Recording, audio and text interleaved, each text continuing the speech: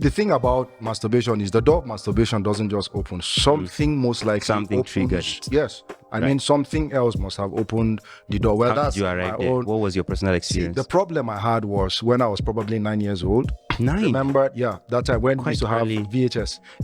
Yeah, those videos. And black and white televisions. White then. TV, of course. I remember that one time walking into a room where, adults were watching a movie. Yeah. Now, unfortunately, it's now that I would, let me say no, it was eventually I knew that it was pornography they were watching. Yeah. First, I noticed that everybody was quiet. Then I sat down. I was just there to watch. And you didn't know what you were. I didn't really know what was going on. By the time I grew, I started having, these, what do you call these? Wet dreams? No, not wet dreams. When teenagers they grow now, they start experiencing puberty. Puberty, okay. Yeah. All right, so you started experiencing puberty. So the moment I began to experience puberty, so what happened was that was when the images that I had seen when I was 9 years old began to replay in my mind. But now it was replaying with a meaning.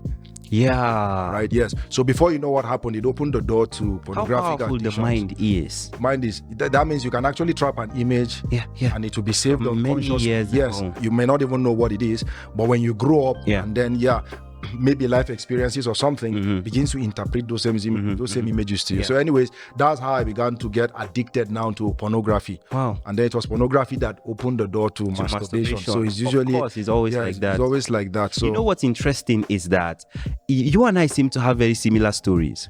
How pornography started for me was walking into a room also. Now, then not every household had a TV set or a VHS set or something like that. So many times we would have to sneak into our neighbors' houses to watch TV with them. Then in Nigeria, it was Indian movies. We were very crazy about Indian Sundays. Yeah. So we would, sneak into our neighbors' rooms. Sometimes they would chase us away and sometimes they would let us. Now, this day, I was back from school. I was in secondary school then. So I heard the sound of the TV in my neighbor's room. So I tried to get in. There was someone at the door who tried to resist me, to hinder me from entering. I kept insisting. Now, because they didn't want me to create a scene, of course, they allowed me in.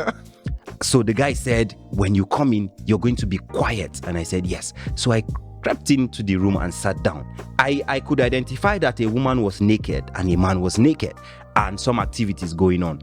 Now, these images began to play back, I think, say a year or 2 years later. Because like you said, images were registered.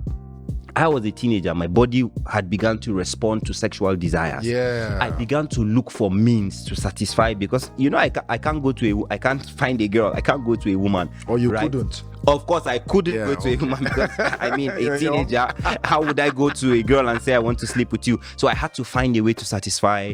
Right? I said something about we Christian guys.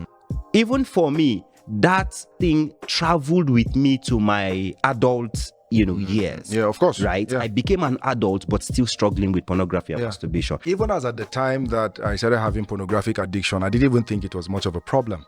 I thought it's still part of life and exploration of my youth and all of that. And then many of my friends around then, particularly in secondary school, like you were talking about, were doing it. So I think my moral compass then was not judging me or anything. I didn't feel like, but I just knew that it's not something I could do in the presence of my father. That's right. Or elderly people. That's right. Yeah, it could be done in hidden, but not necessarily that I felt it was wrong, as it were.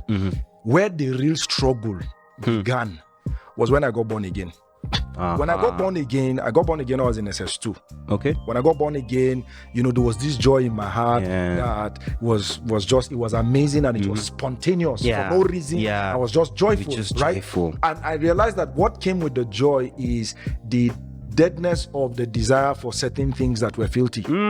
That's right. One of the mistakes I made was I thought that thing was going to be permanent. Yeah, I thought it was going to be there forever. Oh my God. So it was when I found out that the desires were actually there. That was when it became a struggle.